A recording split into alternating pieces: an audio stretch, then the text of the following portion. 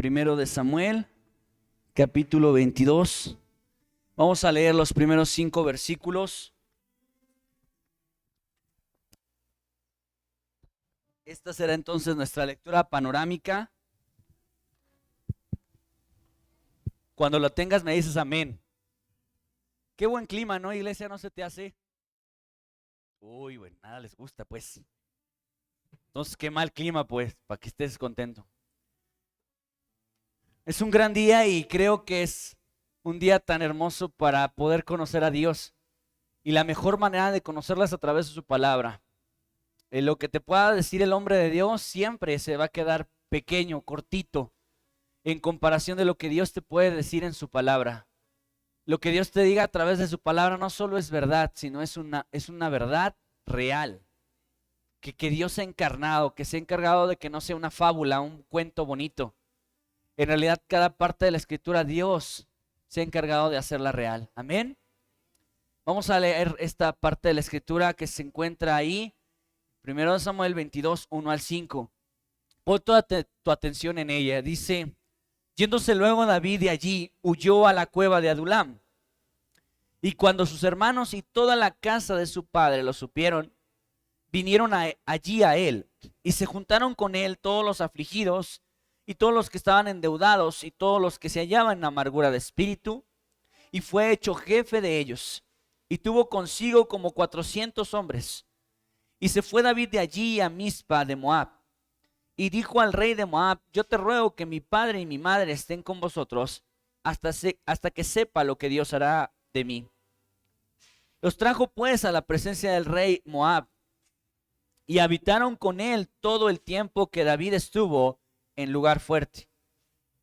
Pero el profeta Gad dijo a David: no te estés en este lugar fuerte, anda y vete a la tierra de Judá.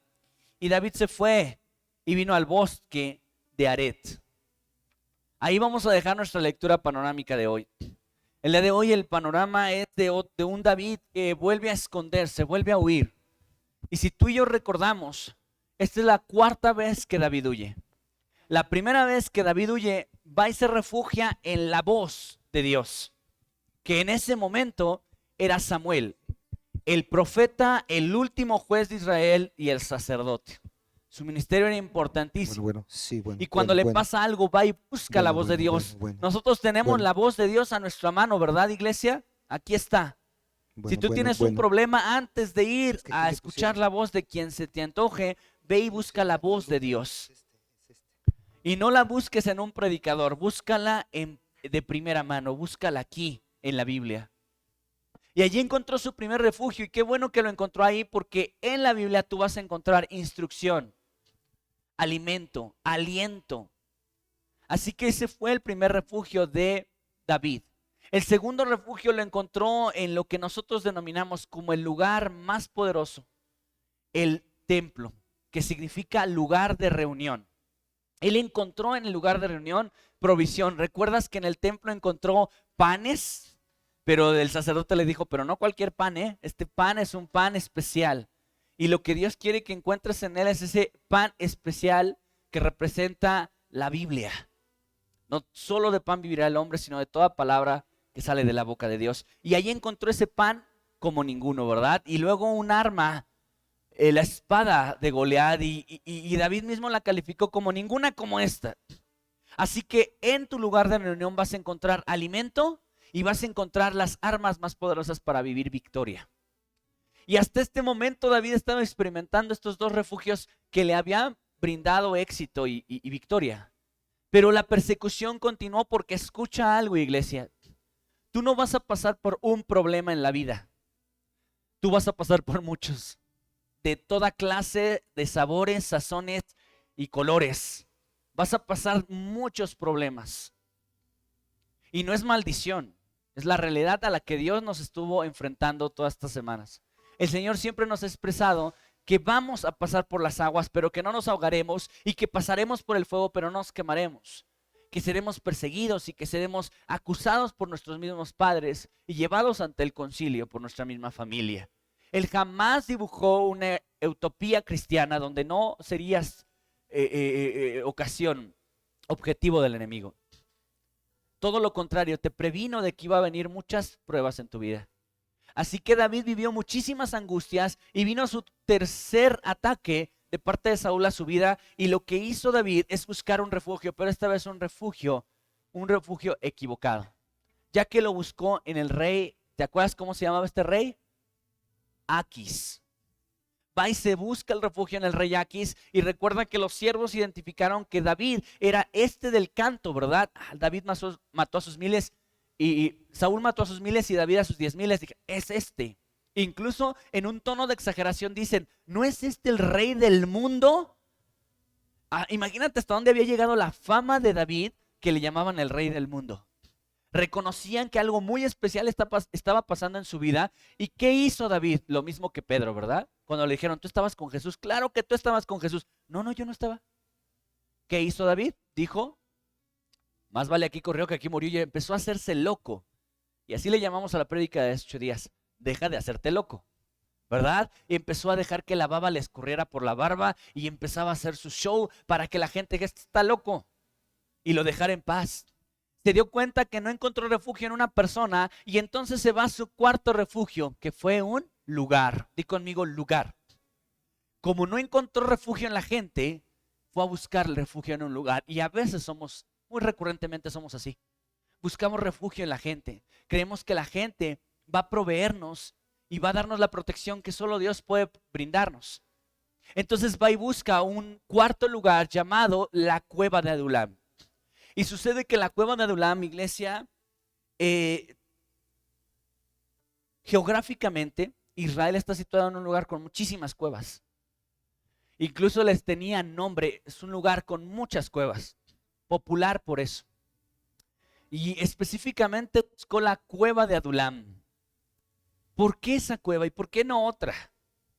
Bueno, resulta que la cueva de Adulam es la más cercana, la cueva de las más cercanas a Jerusalén. Entonces, de haber escogido cualquier cueva, escogió la de Adulam. Y si te pones a pensar, David estaba huyendo. Por lógica tenía que haberse buscado la cueva más escondida, la más lejana, la más difícil de acceder, pero escogió la más cercana a Jerusalén. ¿Por qué? Bueno, porque la cueva de Adulam le brindaba la opción que todo creyente busca. Es el lugar que me mantiene lejos del peligro, pero cerca de la voluntad. ¿Me escuchaste? Él ya había sido ungido rey de Israel. Él tenía que tomar su trono tarde que temprano en Jerusalén. Entonces dijo, bueno, voy a estar en un lugar donde ni esté tan cerca del peligro, pero ni tan lejos de mi trono. Cuando nosotros estamos en lugares como la cueva de Adulam, hacemos lo mismo que David. Estamos cerca lo suficientemente para ver a Dios, pero lejos como para que no se comprometa nuestra vida. Escucha lo que dice la palabra de Dios ahí en Lucas, capítulo... Perdón, hermanos, no lo tengo aquí. Lucas, capítulo 17, versículos 11 al 19. Voy a ir deteniéndote, por favor. Escuchen. Yendo Jesús a Jerusalén, pasaba entre Samaria y Galilea. Y al entrar en una aldea, le salieron al encuentro 10 hombres leprosos, los cuales se pararon de lejos. Tantito, versículo 12.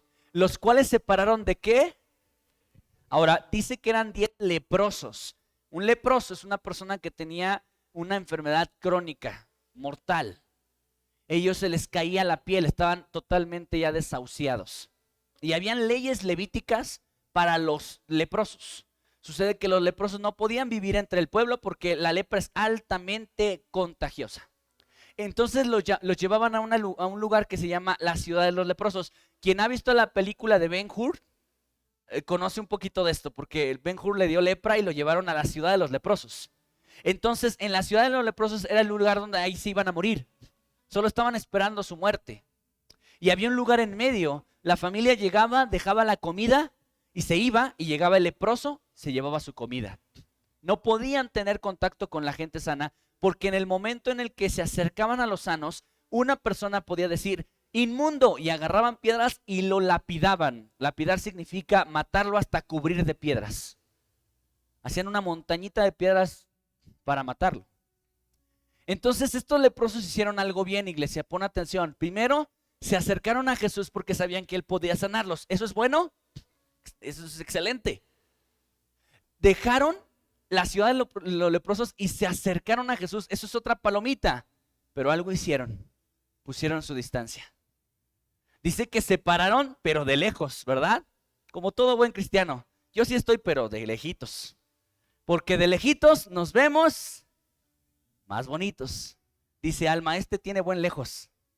Cuando dicen lejos, porque de lejos nos vemos diferentes, ¿verdad? No sé si te acuerdas las televisiones de antes. Todos los artistas parecía que tenían piel de porcelana.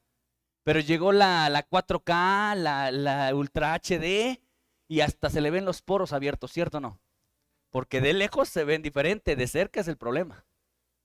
Y entonces de lejitos se veían más bonitos porque, escucha, estaban lo suficientemente cerca para recibir el milagro, pero lo suficientemente lejos para no comprometer su vida. ¿Escuchaste eso?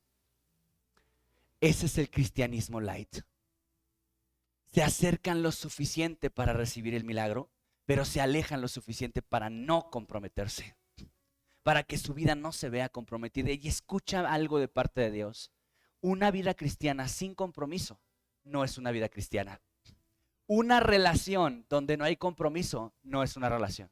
Imagínate que en tu matrimonio tu esposo o tu esposa te diga, oye, estoy casado contigo, pero sin compromisos, ¿eh? Yo no estoy comprometido a mantenerte, ni estoy comprometido a solo estar contigo. ¿Te gustaría eso? Oye, y no me comprometo a llegar todos los días a la casa. ¿Le entrarías? Imagínate, aquí tenemos a unos comprometidos. Rubén y Karen se nos casan en un mes. Y imagínate que Rubén le diga a Karen, bueno, Karen, o sea, sí te quiero, pero no me comprometo a llegar todos los días. Y no me comprometo que serás la única. ¿Le entrarías, Karen? Ya le estoy dando su prematrimonial, no se me espanten, ya saben a lo que van. Van en la lección 9. Y escucha, nadie sobrevive en una relación sin compromiso. Pero así hay mucha vida cristiana donde dice, estoy lo suficientemente cerca para recibir el milagro, pero lo suficientemente lejos para no comprometer mi vida. Eso hicieron los leprosos. Tuvieron varias palomitas, se acercaron a Jesús porque creían que Él tenía el poder para sanarles. Eso lo hacemos todos. Nos acercamos a Jesús porque creemos que Dios tiene poder, pero no nos acercamos lo suficiente para comprometer nuestras vidas. Mira lo que dice en adelante este versículo. Y alzaron la voz diciendo, Jesús, Maestro, ten misericordia de nosotros. Cuando Él los vio, les dijo, id, mostraos a los sacerdotes. Tantito hasta ahí. ¿Qué títulos, verdad? Maestro, ten misericordia de nosotros. Lenguaje correcto. Se acercaron con las palabras correctas. Maestro, ten misericordia. Y Jesús les muestra su misericordia. Porque Dios es un Dios que se compromete contigo lejos o cerca. Vamos a terminar esta cita porque quiero que escuches un versículo de Jeremías para entender que Dios no es un Dios de distancias, pero el cristiano sí. Mira lo que dice para terminar esta cita. Tú ya te la sabes. Y aconteció que mientras iban, fueron limpiados. Entonces uno de ellos, viendo que había sido sanado, volvió glorificando a Dios a gran voz, y se postró rostro en tierra a sus pies, dándole gracias. Y este era samaritano. Respondiendo Jesús dijo, ¿no son 10 los que fueron limpiados? ¿Y los 9 dónde están? ¿No hubo quien volviese y diese gloria a Dios, sino este extranjero? Y le dijo, levántate, vete, tu fe te ha salvado. Amén. No me quiten este texto. Escucha. Dios no compromete ni condiciona su actuar a la vida de las personas. Él con su omnisciencia pudo haber dicho, no voy a sanar más que al que va a regresar. ¿Dios sabía que solo iba a regresar uno? ¿Y por qué sanó a todos? Porque Dios es un Dios de cerca y de lejos. Dios no compromete su actuar, no condiciona su actuar por ti. Solo que tú eres el que pones la distancia y eres el que te privas de los beneficios de estar en Dios. Porque cuando vino el otro leproso, no solamente terminó esta escena para el único leproso limpio, sino también salvo. Y los otros estaban salvos, limpios, pero no salvos. Y mucha gente recibe milagritos de parte de Dios, pero no son salvos. ¿Y sabes lo que Dios quiere? Salvación, no sanidad. Porque tu cuerpo, escucha lo que te va a decir Dios, tu cuerpo está diseñado para enfermarse. Tu cuerpo es vulnerable. Si te pegan lo suficientemente fuerte, tu cuerpo se rompe. Y te vas a poder enfermar muchas veces y romper muchas veces, pero la salvación no pasa por ahí. Por eso Dios quiere tu salvación antes que tu sanidad. Pero algo glorioso de Dios que resaltar en esta escena es que Él no comprometió ni condicionó su poder a la vida de 10, aunque Él sabía que solo uno iba a regresar y solo uno iba a ser salvo. Qué bendición es que no solamente resultó ser limpio, sino también salvo. ¿Por qué? Quitó toda distancia. Su vida comenzó de lejitos. Dios, ahí ten misericordia de mí. Pero cuando vio que Dios tuvo el poder para sanarlo y lo sanó con misericordia, dijo, bueno, ahora me acerco bien. Gracias, Señor, y me postro y lo sigo. ¿Por qué? Porque un hombre que tiene un encuentro con Dios real actúa de esa manera. Escucha lo que dice la palabra de Dios, iglesia, en Jeremías 23:23. Pon atención. ¿Soy yo Dios de cerca solamente, dice Jehová, y no Dios desde muy lejos? Amén. Dios es un Dios de cerca y Dios es un Dios de lejos. Dios no es un Dios de distancias. Él no está ni lejos ni cerca. Él está. Él no es un Dios que dice, pues vamos a ver qué tan cerca andas, Gaby, porque ya te veo medio alejada y como estás alejada no te bendigo. No, Él sigue siendo el mismo. Él no cambia, Él sombra ni mudanza de variación. Él no deja de ser Dios porque tú te alejes. Pero si te alejas, no recibes los beneficios completos. Este hombre no solo resultó limpio, resultó salvo. Mira, escucha este otro escenario. Mateo 26, 57 y 58. Pon atención, escúchalo. Los que prendieron a Jesús le llevaron al sumo sacerdote Caifás, a donde estaban reunidos los escribas y los ancianos.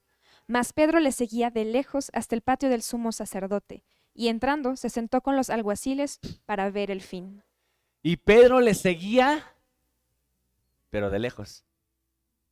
¿Es malo seguir a Jesús? No. Y mira, a lo mejor tú digas, ay Pedro, qué bárbaro. No, nomás tendrías que ser tú, Pedro. Seguir de lejos al Señor, ¿cómo se te ocurre? Bueno, pero escucha, ¿cuántos apóstoles tenía? ¿Perdón? 12, y solo él lo siguió. Es resaltante, es bueno seguir a Jesús, pero sabes, muchos cristianos somos como este cristiano de Pedro. Seguimos a Jesús, pero de lejitos. ¿Por qué también Pedro seguía de lejos a Jesús? Porque su vida corría peligro. Tanto que le dijeron, hey, ¿tú andabas con Jesús? No, claro que no, que sí andabas con Jesús. Se te nota en tu manera de hablar, y empezó a decir groserías. ¿Para qué? Ya no se le notara a Cristo en su vida. Entonces ocurre que hay muchos cristianos que se acercan lo suficiente para recibir el milagrito, pero se alejan lo suficiente para no comprometer su vida. Existen o existimos cristianos que siguen a Jesús, sí lo siguen, pero de lejitos, porque también compromete mi vida. Seguir a Jesús de cerca compromete mi vida. Por supuesto, compromete. Chavillos de secundaria, de preparatoria y de universidad, no creo que lleguen a sus escuelas diciendo, ¡ay, no, hombre! Este domingo me fue re bien. Fíjate que Dios nos habló acerca de la cueva de Adulam. ¿Qué le dirían a estos chavitos? ¿Qué pasaría si tú llegaras a tu trabajo a decir, Dios me habló acerca de la cueva de Adulam? Fíjate que el Señor... ¿Habría un problema en tu vida con ellos? Claro, burlas, bullying o lo que sea, porque estar en Cristo te compromete. Estar cerca de Jesús, vas a ver mucho de Jesús y vas a experimentar mucho de Jesús, pero no como los que están en Cristo. Por eso hay mucha gente que se acomoda y dice, yo estoy bien aquí porque estoy cerca de Dios. Y quiero decirte algo literal a tu vida, amada iglesia. Dios no quiere que estés cerca de Dios. Él quiere que estés en Dios. Cuando tú vas a un concierto, depende del precio que pagues, es cuán cerca estás, ¿cierto? O sea, ¿cuánto cuestan los boletos de hasta atrás? Como 30 pesos, ¿no? No sé, como 100, no sé cuánto cuesten, pues, depende también el artista. Pero un boleto de hasta adelante, ¿cuánto cuesta, iglesia? Porque depende lo que pagues, es lo que ves.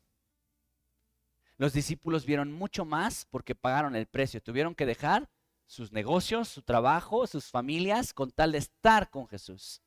Estaban con Jesús y no estaban cerca de Jesús. Había miles que estaban cerca de Jesús, pero solo 12 estaban con Jesús. Qué diferencia tan grande, ¿no crees?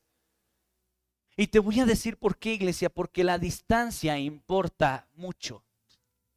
Di conmigo esta palabra para que se te despabiles.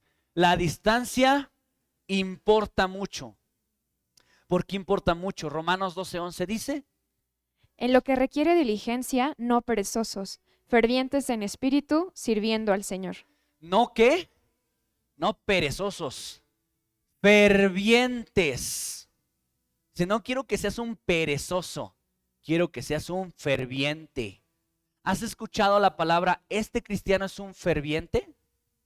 ¿Qué significa ferviente? Bueno, si tú lo googleas, encontrarás que fervor, ferviente viene de la palabra fervor, y fervor significa en llamas, ardiendo. Dios no quiere gente que esté cerquita de Dios. Dios quiere que esté la gente en Dios. La Biblia dice: yo soy la vid, ustedes los pámpanos. El que permanece en mí y yo en él, este es el que lleva mucho fruto. No dice el que está cerca de mí y yo estoy cerca de él, este es el que lleva fruto. Por supuesto que no. Si yo el lunes, martes y miércoles leo mi Biblia y oro, busco al Señor, lo alabo, eso significa conexión. Yo estoy conectado. Pero si viernes, sábado y domingo no leo la Biblia ni oro, yo estoy desconectado. La desconexión hace que yo no tenga los beneficios, las bendiciones que implican de estar conectado. Solo el que permanece, porque el problema no es leer la Biblia, el problema es permanecer en la Biblia. Es leerla de lunes a domingo, los 365 días del año. Eso es lo difícil. Mira, yo sé y a lo mejor pienso que todos están en el reto de leer la Biblia en un año. Y me ilusiono, me hago mis tiempos guajiros de iglesia. No, seguro que todo mundo está en el reto de leer la Biblia en un año. Pero ¿quién sabe? Solo Dios sabe. Y yo prefiero vivir felizmente engañado. Todos están en el reto de leer la Biblia. Hasta ahorita ya vamos por la tercera vez que leemos la Biblia en un año. ¿Cierto o no, iglesia? Sí. Gracias. Gracias por engañarme así. Bien, escucha. Fervor significa en llamas. Tú vas a entenderlo porque vivimos en un contexto mexicano muy bueno para las fogatas. ¿Te acuerdas la fogata que se hace en Año Nuevo? Bueno, pues cuando estás en la fogata de Año Nuevo pasan unas cosas, ¿verdad? Empieza el humo para acá y te haces para allá, ¿no? Y vas cambiando. Pero no solamente es esa clase de cambios, también cuando sientes que ya está muy caliente te empiezas a alejar tantito porque sientes el calor. O a veces pones tus pies y empiezas a sentir cómo hasta se está quemando tu suela, no sé si te ha pasado. Entonces tú pon atención, tú vas midiendo qué tan cerca, qué tan lejos quieres estar en el fuego, según tu comodidad, porque esto se trata de comodidad. Escucha, cuando Pedro negó a Jesús, antes de negarlo, se sentó en una fogata con una gente. Ahí estaba en la fogata calentándose mientras a Jesús lo golpeaban. Entonces escucha lo que significa. La Biblia dice que Jehová es fuego consumidor.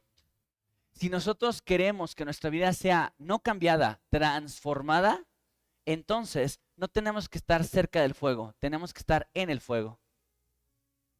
Cuando tú quieres cocer algo, no lo pones cerca de la lumbre, lo pones en la lumbre, ¿cierto o no? La olla la pones ahí en la lumbre para que se cuezan los frijoles.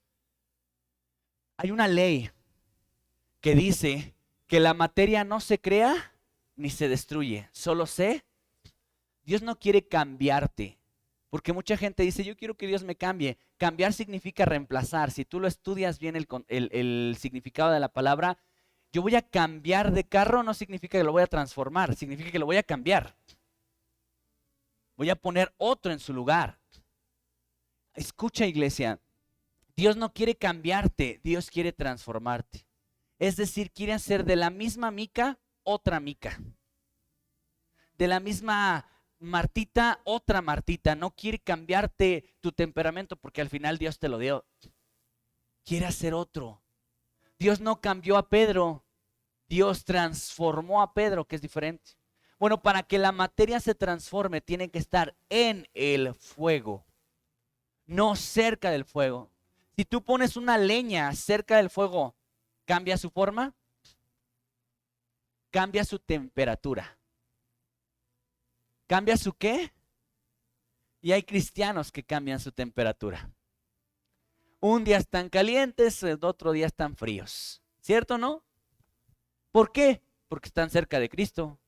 Y cuando ya se sienten muy frío, ay, ya hace falta, viejo, vamos a la iglesia, ya, sí, ya necesitamos cargar pilas. Y se acercan a Dios. Se acercan a Dios y ya sienten que se santiguan y se sienten mejor consigo mismos y sienten que están fervorosos. Ay, pero ya es mucho. Vamos a la barbacoa este domingo, vámonos. Porque ya se sienten calientitos, ¿me entiendes? Y entonces van cambiando su temperatura, pero por eso nunca cambian su vida. ¿Ahora entiendes por qué llevas años de cristiano y no cambias? Y solo cambias tu temperatura, unos meses estás con todo y eres un cristiano fervoroso, pero otros días estás frío. ¿Por qué? Porque no te has decidido meter al fuego.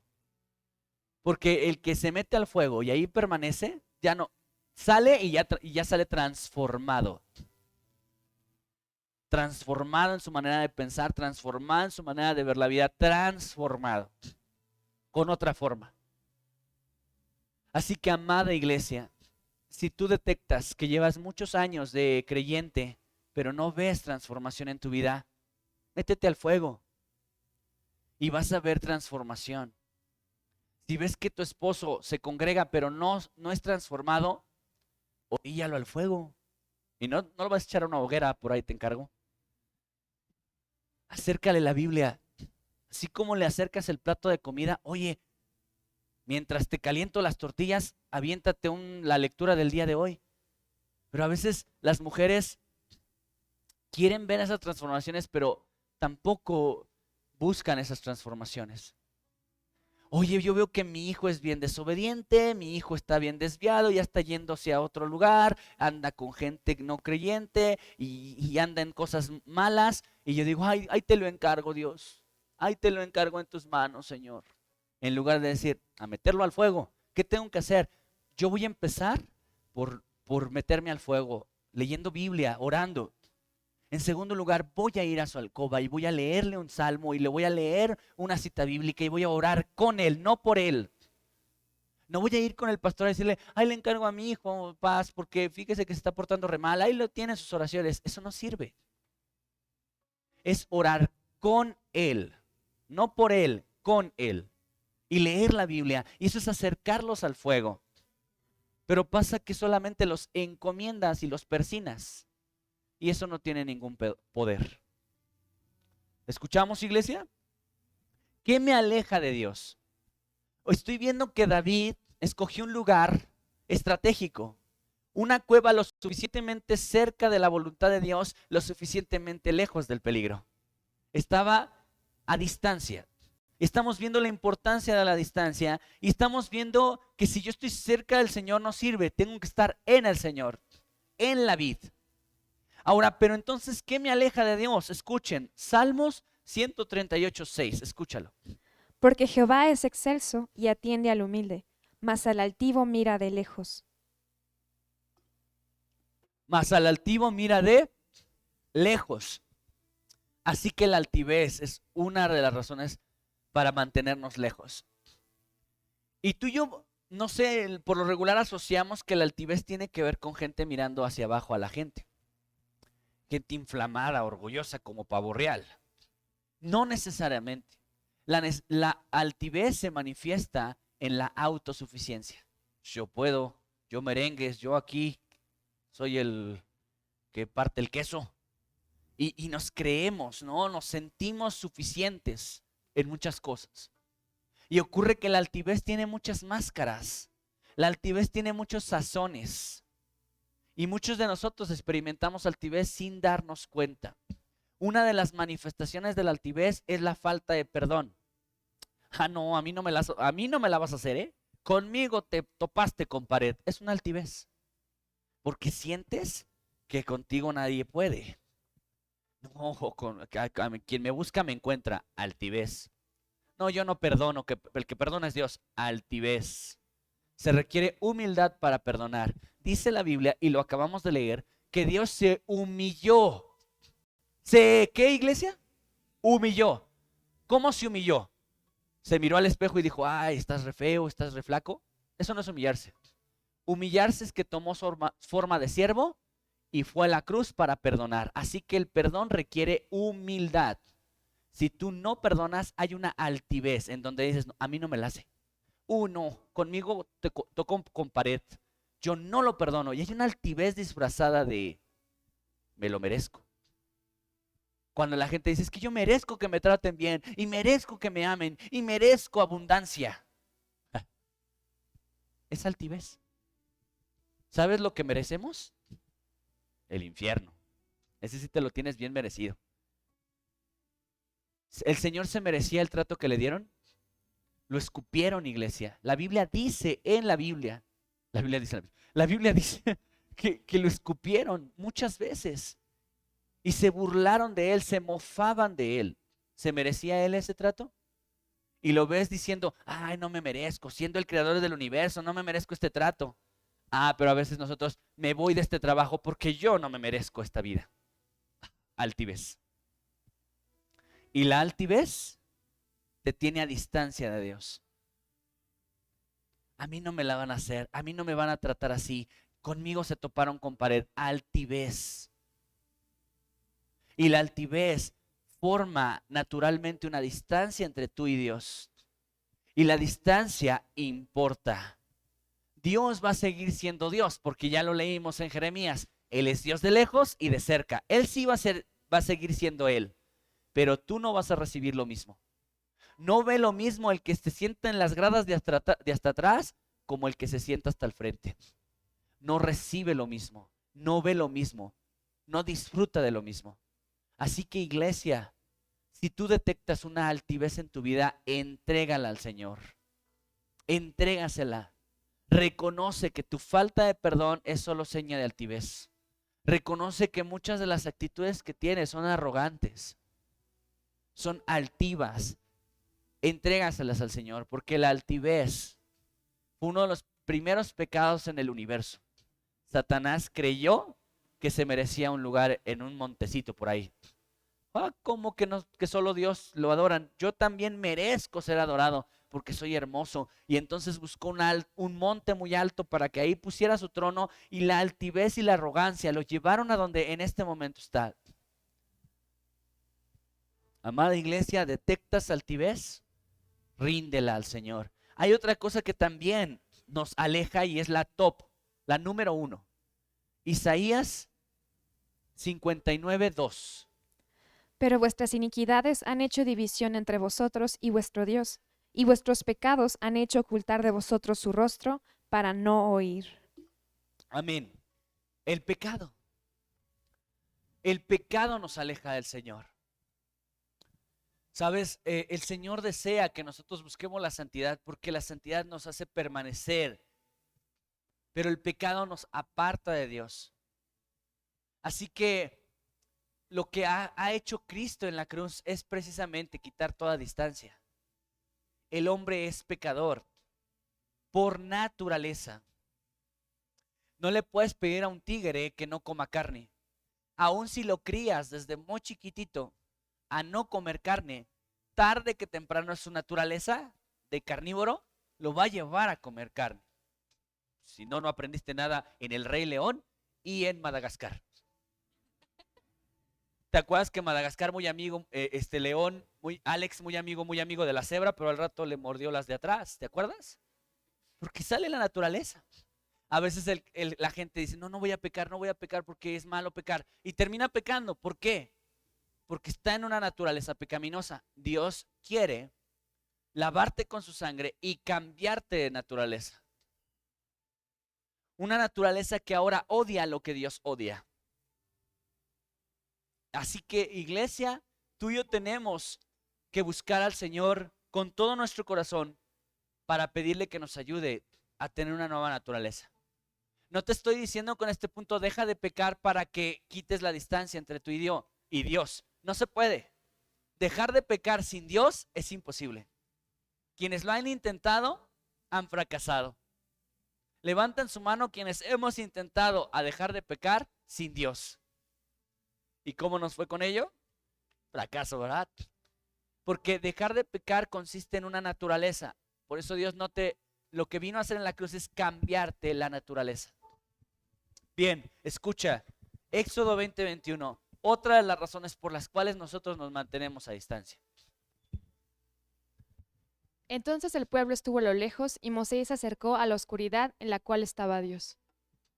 Estuvo a lo que, a lo lejos. Pero escucha, cuando tú lees todo el capítulo 20, notarás que en este capítulo el pueblo escuchó todo el mensaje de Dios, pero no estaba cerca de Dios. Porque una vez más vemos este común denominador. El pueblo está lo suficientemente cerca y lo suficientemente lejos. Porque dice que vio la nube, dice se acercó a la oscuridad en la cual estaba Dios. Ahora había una tiniebla impresionante. No crean que esto era algo malo, sino que esa tiniebla que se hizo Dios es para ocultar su gloria, porque quien viera su gloria se muere. Entonces hizo una nube densa, unas tinieblas densas para cubrir su gloria. Y dice este mismo capítulo, si tú lo lees completo, que la montaña, el monte Oreb, humeaba, estaba en llamas, parecía que estaba quemándose el monte entero. Y si fuera poco esto, habían truenos cayendo, unos relámpagos impresionantes, era un espectáculo impresionante. Una voz de trueno, imagínate ese espectáculo, todos lo oyeron, pero solamente uno se acercó. ¿Quién se acercó según este texto? Moisés. Y por haberse acercado, ¿qué recibió? Nada menos y nada más que la mismísima voz de Dios. Fue uno de los únicos hombres sobre la tierra que le vio la espalda al Señor y vivió. Fue lo único que la Biblia dice que Dios hablaba cara a cara con Moisés, como cualquiera habla con su amigo. Casi nada recibió, ¿verdad, Moisés? Por acercarse a Dios. Porque mira, esta gente no quería acercarse a Dios porque tenía miedo. Y en este mismo capítulo 20 dice el pueblo a Moisés: Moisés, habla tú con Dios y no nosotros, para que no muramos. Oh, pues qué listos, ¿verdad? Vaya, si le pasa algo, pues estuvo de Dios. Pero nosotros a salvo, lo suficientemente cerca para escucharlo y verlo, lo suficientemente lejos para que nuestras vidas salgan íntegras y no comprometidas. Amada iglesia, date cuenta que solo el que se acerca a Dios es el que recibe las bendiciones más poderosas de parte de Él. Dios sigue siendo Dios de lejos y de cerca. Él no dejó de ser Dios de ese pueblo solo porque el pueblo estaba de lejos. Él siguió siendo Dios. ¿Se cumplió Jeremías? Se cumplió. Porque Él es un Dios de cerca y de lejos.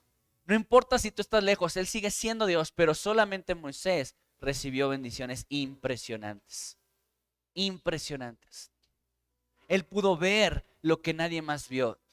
Escuchar, palpar, ver la zarza ardiendo. Y nadie más. ¿Por qué? Porque tuvieron miedo. Y si hemos hablado del miedo en otras ocasiones, hemos escuchado que existe el miedo carnal que te aleja de Dios y el miedo santo que te acerca a Dios. En la parábola de las minas dice que a uno le dio talentos, a todos les dio talentos. Pero dice que uno fue y los trabajó y ganó más talentos, otro trabajó y ganó más talentos. ¿Y uno qué hizo con sus talentos? ¿Te acuerdas? No, pero dilo con fuerzas. Los escondió. ¿Por qué? Por miedo. Le dijo al Señor: ay, Señor, es que ya te conozco como eres. Eres de los que cosecha donde no sembraste. Te tuve miedo, pero mira, íntegro tus talentos. No perdí nada. No gané, pero no perdí. ¿Y qué le dijo el Señor a este siervo? Inútil. Inútil. Si sabías, si decías que me tienes miedo, ¿por qué no al menos lo diste al banco? Para que hubiera intereses y me trajeras algo. Tómatela personal, iglesia. Tómatela bien personal. Que no es indirecta, es muy directa. De Dios para ti. Si no estamos produciendo, recuerda la de la higuera. Si no hay fruto en tu vida, no sirve para nada. Si no hay fruto, no sirves. Y si Dios te dio talentos, te va a pedir cuentas de ellos. ¿Qué estás haciendo? No, pues te tengo un chorro de miedo, Dios, y por eso ni para atrás ni para adelante, pero ahí andaba yo. Eso no sirve. Dios dice, fruto, porque por los frutos lo conoceréis, no por otra cosa. Entonces resulta que por miedo no quiso servir. Por miedo no quiso hacer otros talentos. ¿Quiénes otros por miedo se alejaron de Dios? Adán y Eva, ¿verdad?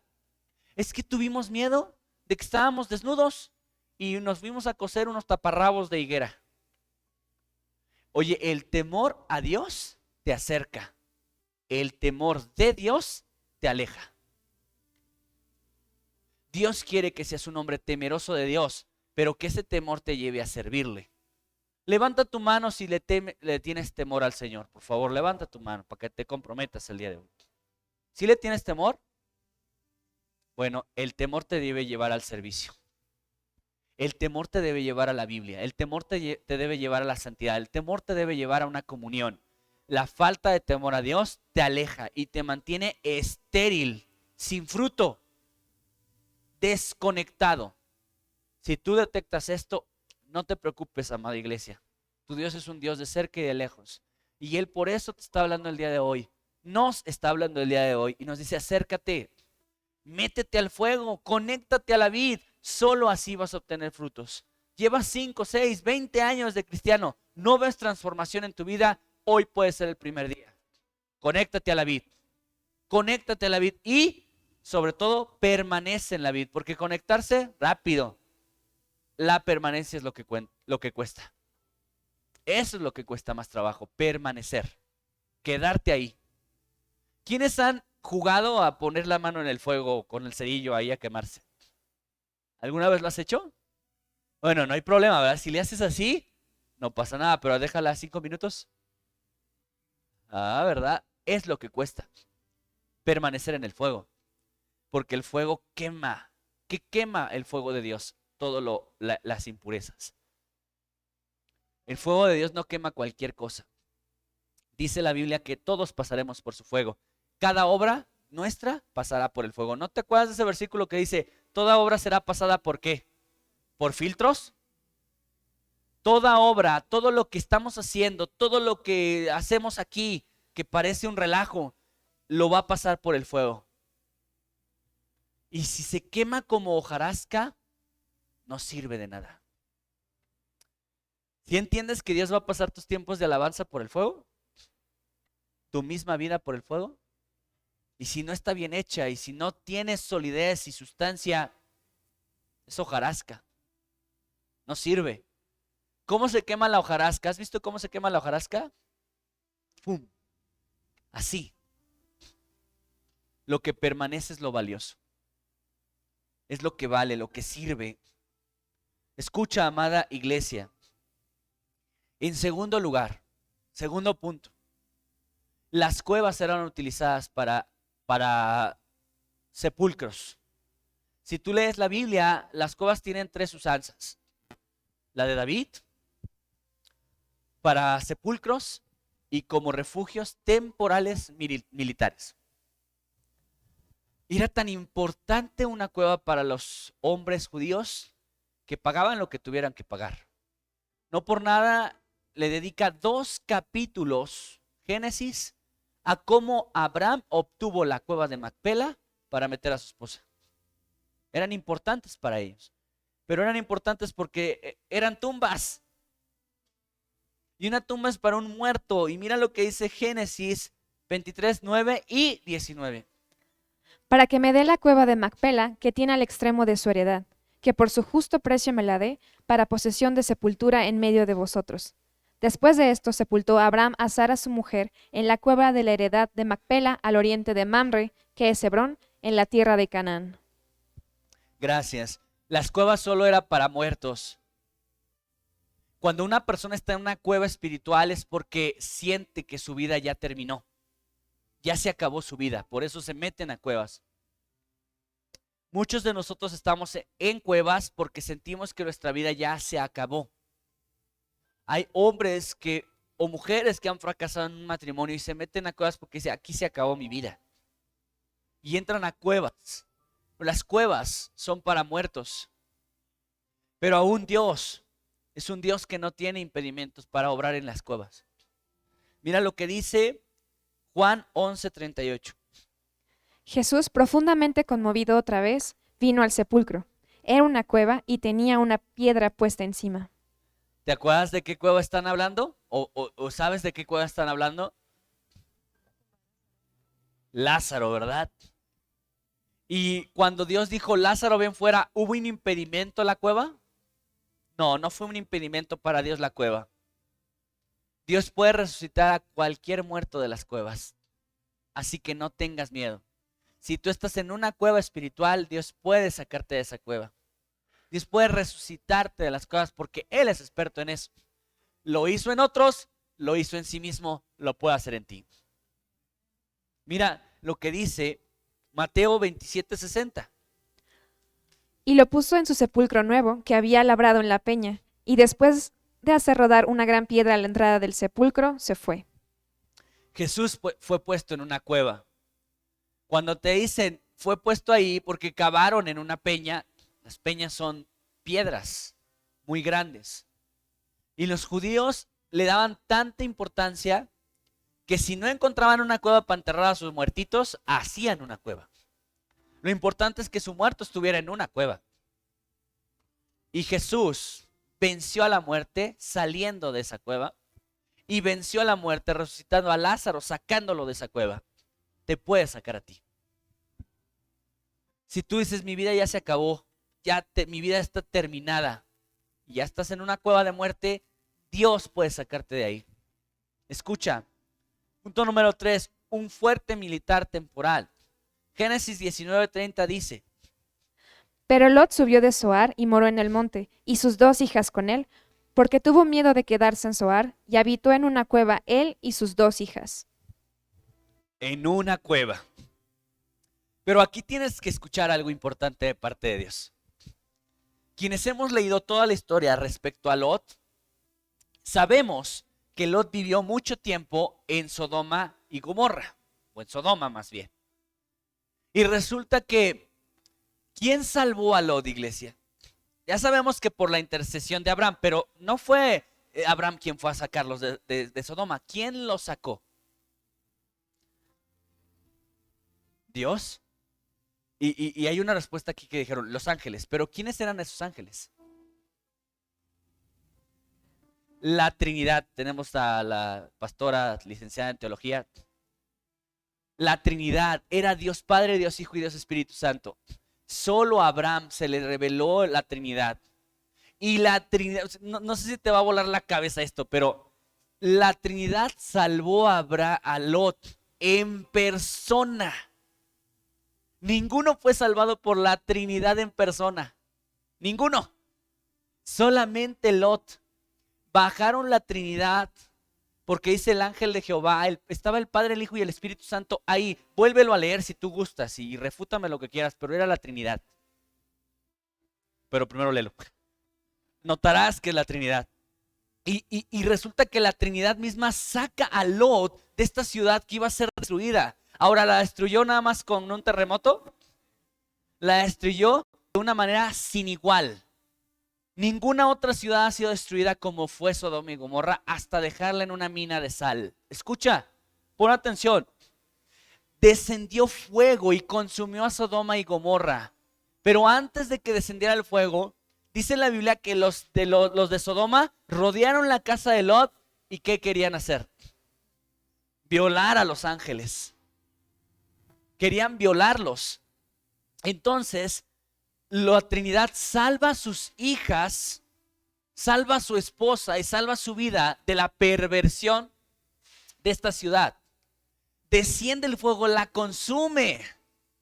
Híjole, toda esta manifestación de poder y salvación no era suficiente para decir, pues ahora no importa dónde yo esté, ahora me doy cuenta que Dios me salva, me salvó y me puede seguir salvando. Pero ¿qué hizo inmediatamente de haber sido salvado de una manera extraordinaria?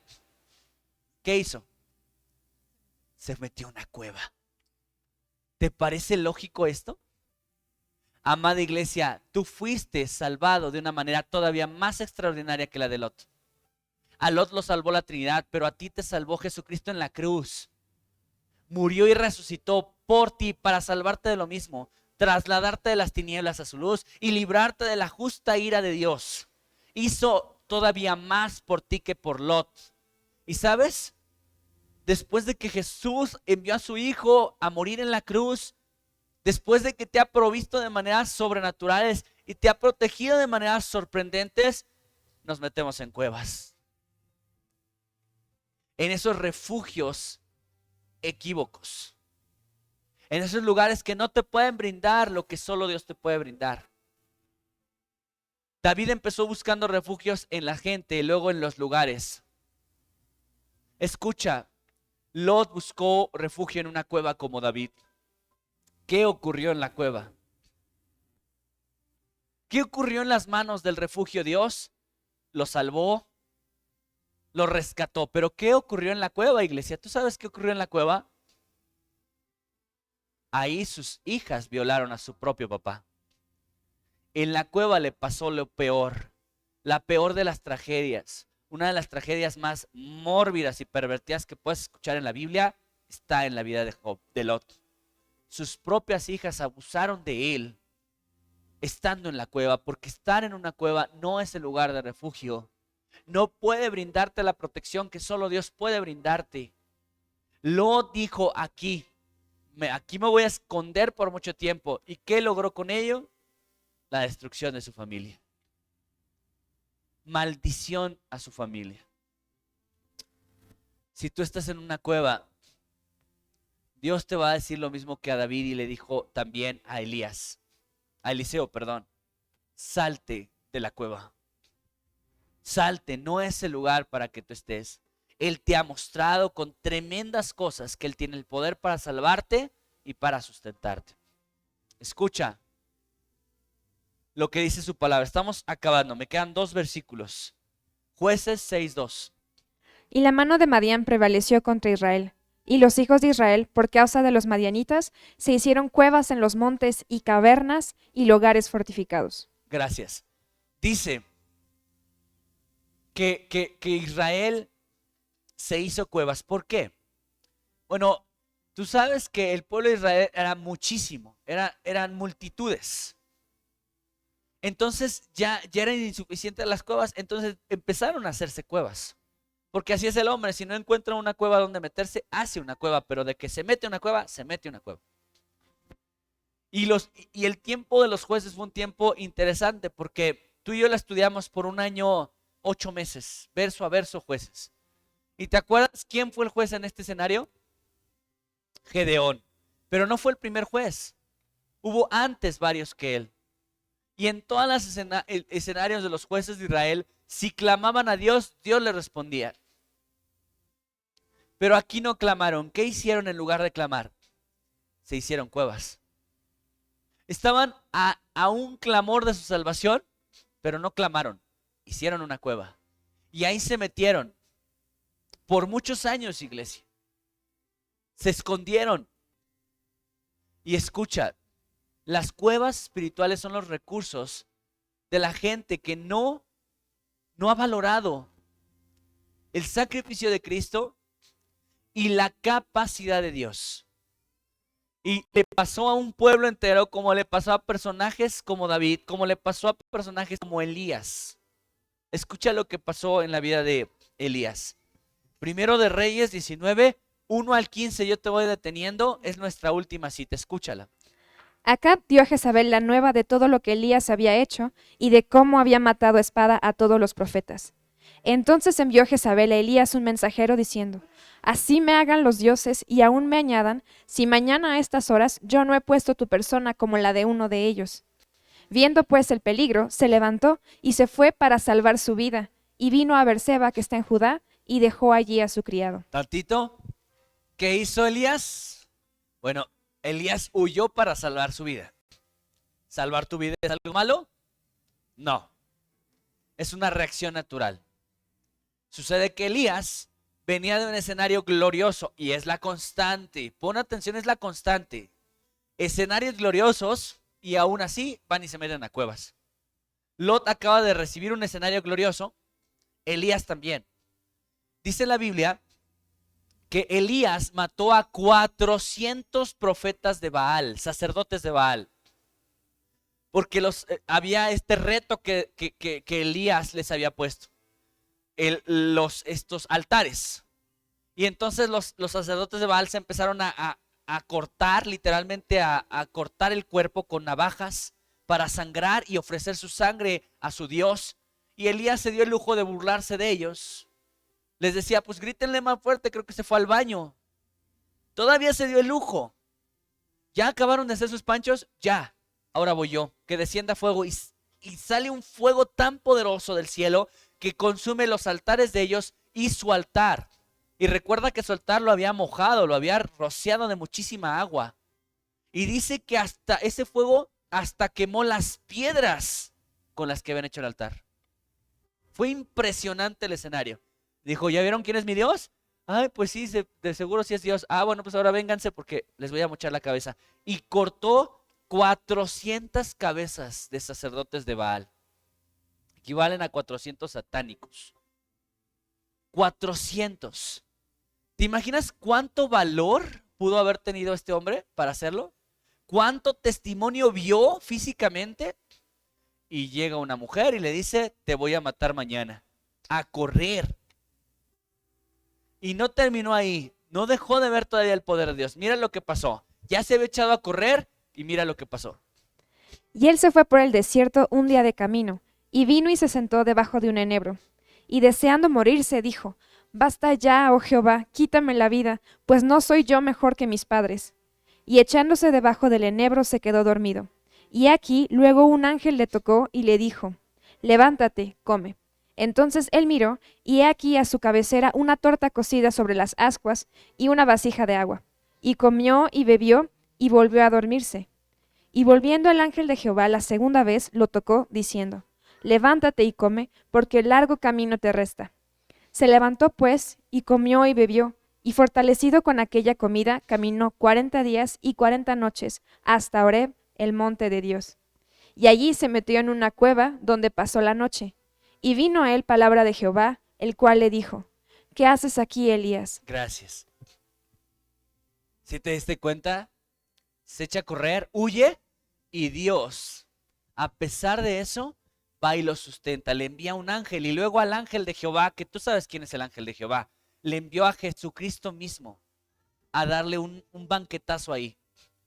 Le da provisión, le da protección, lo acaba de respaldar en una forma tan impresionante con los profetas de Baal. Y al último, ¿cómo termina el último escenario de Elías en la Biblia? En una cueva. Después le dice, las instrucciones del ángel de Jehová es: vete a ungir al siguiente rey y al siguiente profeta en tu lugar. El siguiente profeta era Eliseo. Su última participación de Elías fue escondido en una cueva. Su última participación, iglesia, estuvo en una cueva. Luego Dios se lo llevó en un carro de fuego. Que parece de película, ¿verdad? Pero literalmente se lo llevó en un carro de fuego. Pero estuvo en una cueva. ¿De qué sirve ver tanto testimonio de Dios? Tantas veces salvos por Él de maneras impresionantes, si al final nos metemos en cuevas, nos recluimos ahí, nos escondemos ahí. Dios te dice lo mismo que a Elías hoy. ¿Qué haces ahí? ¿Qué haces aquí, Elías? ¿Qué haces en esa cueva? No es el lugar donde yo quiero que estés. Escucha, lo mismo le dijo a David a través del profeta Gad. Pero el profeta Gad dijo a David: no te estés en este lugar. Lo que le dijo a Elías: no estés en este lugar. Lo que le dijo a David, te lo dice a ti: no estés aquí. No es para ti este lugar. Las cuevas son lugares donde Dios no quiere tenerte, porque Él es tu refugio. Él es el castillo fuerte que Dios quiere que experimentes su provisión, su protección. Si tú te has refugiado en las drogas, en el alcohol, en mujeres, en relaciones ilícitas, si tú te has refugiado en personas o cosas que te brindan seguridad, si tuviste una educación, una falta de paternidad, abandono, y ese abandono te llevó a correr a los brazos de un mal peor, no has conocido el verdadero refugio. Dios es ese refugio fuerte que sí te provee protección, provisión, misericordia. Y Dios quiere que lo conozcas, amada iglesia. Ponte de pie.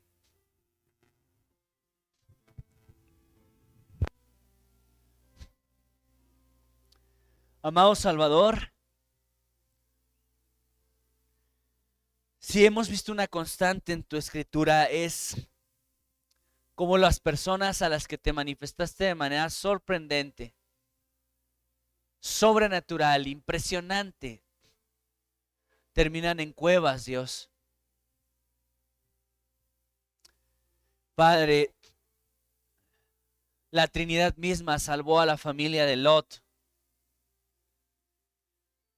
Y luego hizo cosas poderosas, y a pesar de todo eso, Lot terminó en una cueva, en la cueva de su perdición.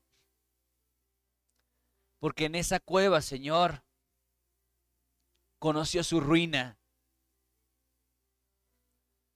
Hoy tu palabra es: ¿qué haces en esa cueva? Conoce mi refugio, porque Él es la roca, Él es el escondite que Dios quiere que experimentes. Ayúdanos, Señor. Y si estamos en la cueva, haz lo que hiciste con Lázaro. Sácanos de ahí. Sácanos de esa cueva donde estamos deprimidos, donde estamos en amargura. Ayúdanos, Dios, en el nombre de Jesús. Amén. No te pierdas la cueva de Adulam parte 2, porque dice la Biblia que ahí en esa cueva estaban endeudados, afligidos. Y vamos a ver qué clase de personas se meten a esas cuevas. Y vamos a ver el poder de Dios en sus vidas. Y yo quiero animarte que no te lo pierdas. Vamos a hacer esta segunda parte de la cueva de Adulam. Y estoy muy seguro que va a resultar una gran bendición en tu vida. Amén. Bueno, iglesia, y rápido 2 anuncios. Uno es que Dios quiere que podamos servir. Quiere que sirvamos. Estamos abrazando una vez más las 3 misiones que Dios está permitiendo que se hagan en PIB o se desarrollen en los hermanos PIB. Una está con la hermana Mica. Ella tiene 8 niñitos y la idea es alcanzar también a sus papás. La hermana Cristi, que tiene su misión allí en Virreyes, y los hermanos Ramírez en Cameles.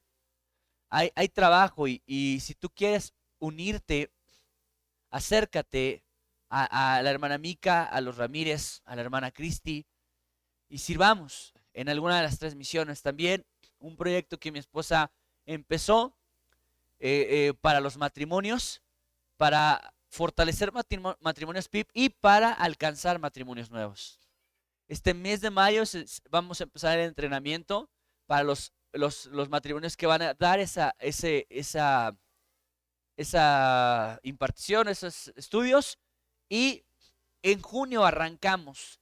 Así que vamos a abrir 10 hogares y yo te animo a que abras el tuyo.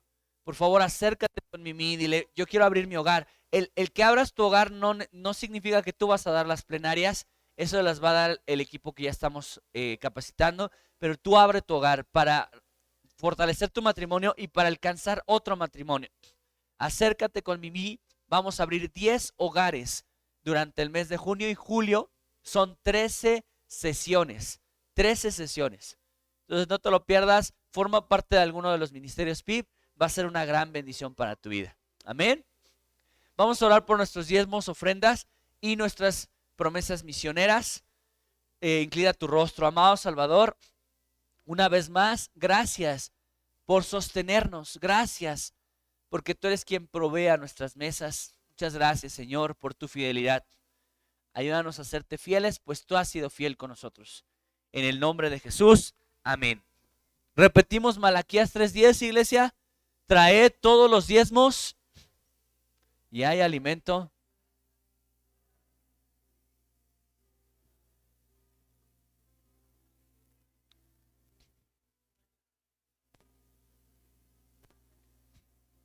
Cuánta gana, ¿verdad, hermanos? Cuántas ganas, no, hombre. Qué fervorosos andan. Puedes pasar a diezmar, a ofrendar o a dar tu promesa misionera.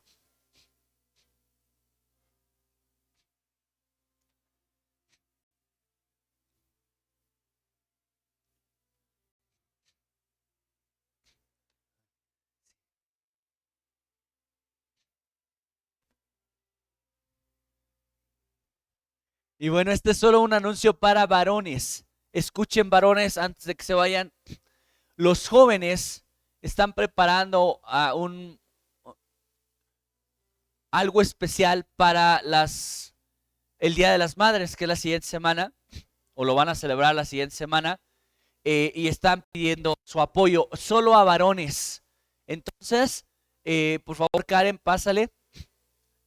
Solo varones les pedimos una ofrenda esforzada para poder apoyar a los chicos y poder hacer su plan para el Día de las Madres. No queremos decirles qué, porque en realidad es una sorpresa, pero que tú vas a aportar para que ellos puedan comprar las cosas que quieren, que requieren para esta sorpresa del Día de la Mamá.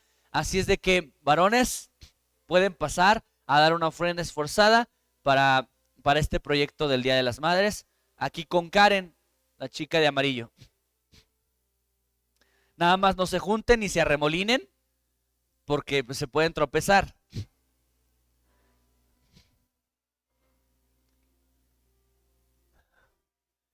Juanita, ahí está Juanita. Bien, iglesia, pues